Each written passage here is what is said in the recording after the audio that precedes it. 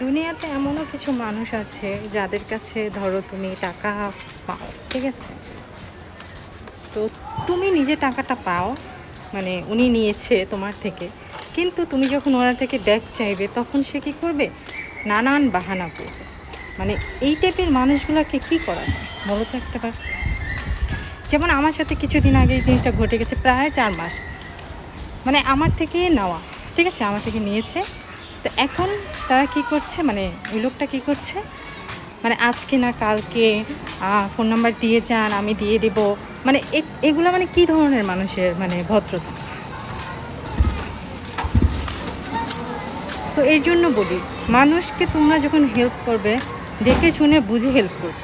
মানে আমরা অনেক সময় না এই কথাগুলো জানি, মানে আমাদের এই কথাগুলো জানা আছে যে আমাদের জেনে শুনে মানুষকে হেল্প করতে হবে, কিন্তু মাঝে মাঝে না আমাদের মানে এই জিনিসটা না ভুল হয়ে যায়, যার কারণে আমরা প্রতারিত হই।